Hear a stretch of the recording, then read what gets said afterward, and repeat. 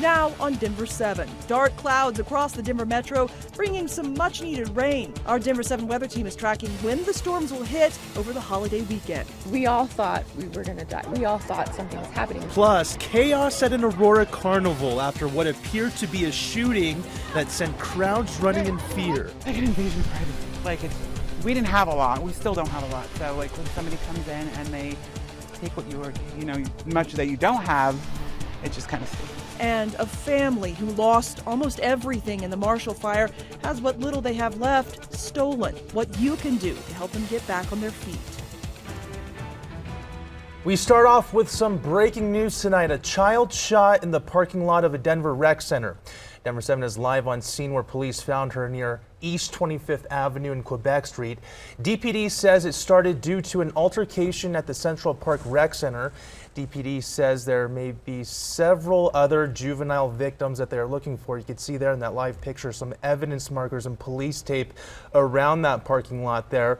We have no confirmation at this point that there are other victims, but again, DPD is looking into any additional possible juvenile victims. They do not have any leads on the suspect. This story is, of course, developing right now, but we will have the latest updates right here and on our website, thedenverchannel.com. Good evening and thanks for joining us for Denver 7 News at 5. I'm Bayan Wayne. And I'm Jacqueline Allen, and that is just the latest safety concern in our state this weekend. Last night, people left the carnival at the Aurora Town Center in panic. Reports of shots fired had police swarming the area, but it all may have been just a false alarm. Denver 7's Patrick Perez explains why. Panic at the Spring Carnival at Town Center at Aurora Saturday night after people reported hearing gunshots. We all thought we were going to die. We all thought something was happening. Christy says she was standing in line with her family waiting for food when suddenly a crowd of people started running toward them screaming. I just made sure that I grabbed all of my kids' hands. We all got each other's hands and we started running towards away from where everyone was running. Carnival employees were also caught in the chaos. Johnny Atchison says people jumped out of the ride he was working at while it was still running. It was just chaos there for like a moment or two. Aurora police says officers from all 3 districts responded to the scene but did not find any victims. They also did not find any shell casings in the area. Might have been fireworks, I don't know. In a statement, mall representatives said, "The safety of our guests, retailers, and employees is our top priority." The Aurora Police Department confirmed there was no active shooter. We're working closely with APD as they investigate this incident. That's wild.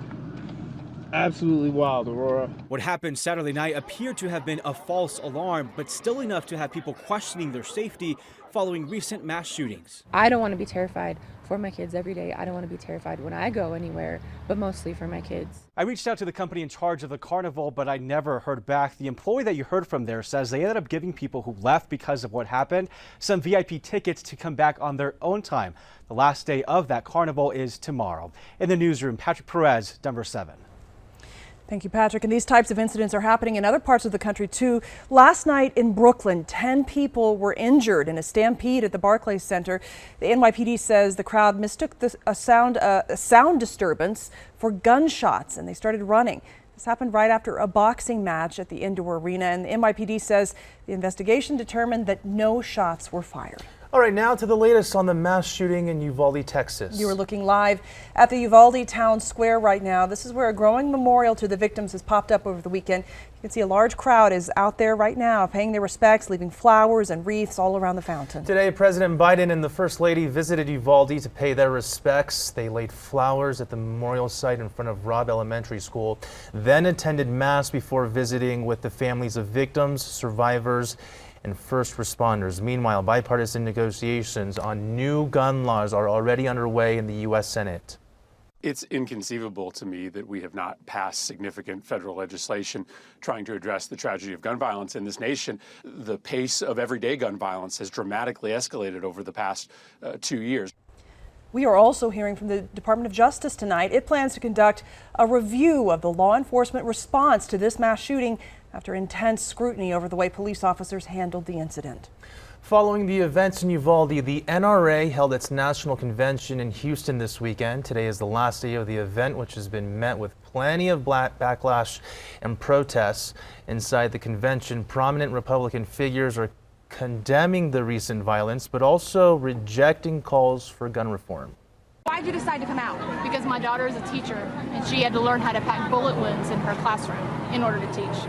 I shouldn't go to school and be scared that I could get hurt that day because we can't control our guns. As always, in the wake of these tragedies, the various gun control policies being pushed by the left would have done nothing to prevent the horror that took place. Absolutely nothing.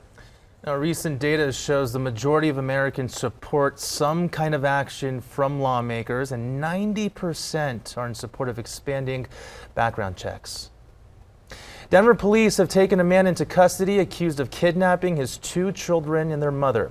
You may remember we brought you this as breaking news yesterday when an Amber Alert was issued for the mom and kids. Police say they were found safe in Denver last night near the Hilton Hotel on 18th in California. Today, police told Denver 7 that the father is being held as part of the kidnapping investigation. It's unclear if he will face any charges. A Superior family of 7 is still struggling after losing everything in the Marshall Fire. While working to rebuild their lives, a thief stealing what little belongings they have out of their car. Denver 7's Christian Lopez shares their story and what you can do to help. We were living in a house. And it was all completely lost? Completely lost, burned to the ground. We had about maybe 2 minutes to get out, grab our shoes. The fire department and the police were outside our doors. Tylea Pangle, her husband, and 5 young children have been working to find a sense of stability ever since. They were staying in a hotel until they were able to find temporary housing. Our children didn't understand. They wanted to go home. There was a lot of tears and explanations of, what had happened. We had to show them because they didn't get it. And they're still young. Our oldest is 12. She understands, but not the full extent.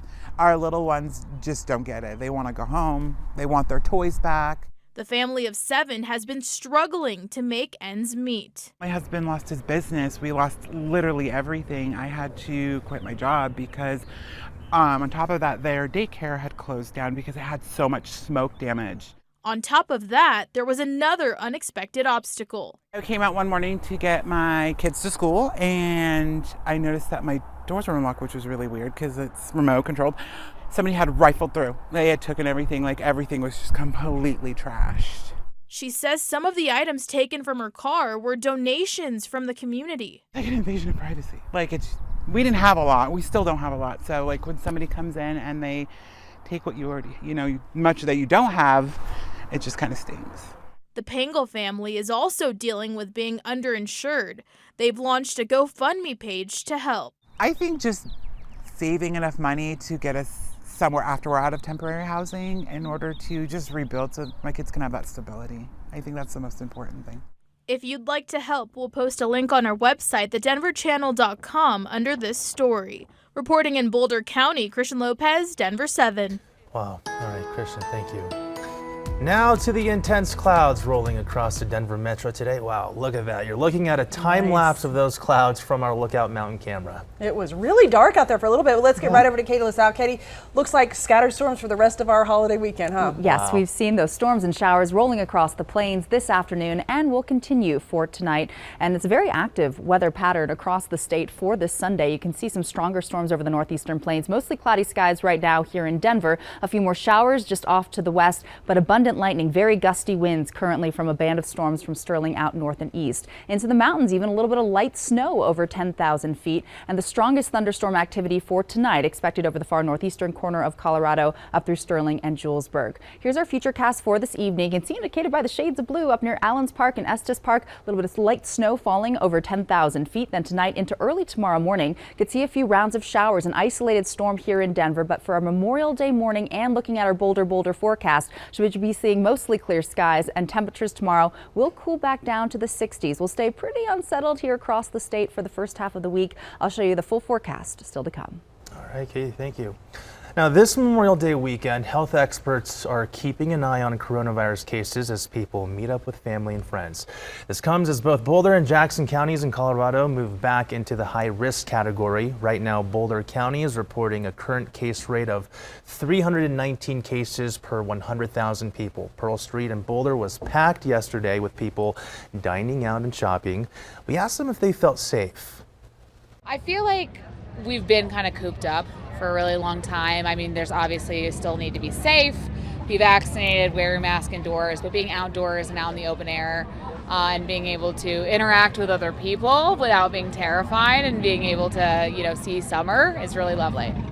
All right, just to be clear here, even with cases going up across the country, we're still far below the numbers reported in the winter during the Omicron surge.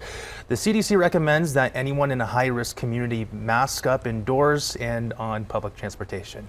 Nearly 40 million Americans are expected to travel for this holiday weekend, but many are already facing complications on their journeys. Today alone, more than 1,200 flights have been canceled across the country, more than 200 already canceled for tomorrow. All of those people paid a pretty penny for those flights. Fares are up by 33% compared to this time last year. If you're hoping to hit the roads to save some cash, well, not so fast. This weekend, fuel prices hit a new 10-year high average, an average of $4.60 a gallon. Auto travel is expected to be 5% higher, even though drivers will be paying the most for gasoline this Memorial Day weekend than they ever have before. Boo. As for the trip home, experts advise the best time to hit the road is before 11 a.m. on Monday, tomorrow. Drivers can expect to see the most traffic between 1 p.m. and 4 p.m. All right, here in Colorado, AAA says 730,000 Coloradans will hit the roads and airports during Memorial Day weekend. Nearly 90% of all Colorado travelers tell AAA they're driving to their weekend destination despite historically high gas prices. And DIA says it expects 1.2 million travelers to pass through the airport this weekend. Monday is expected to be the busiest day. The airports advise make sure to arrive at least 2 hours before your flight's boarding time. So far today, about 30 flights have been canceled. Get this, nearly 500 flights have been delayed at some way at DIA. A big anniversary for one of America's most important monuments. Up next, a look at the Lincoln Memorial's role in history on its 100th birthday. And Colorado rafting companies are getting ready for this summer, why the season will last a little bit longer this year.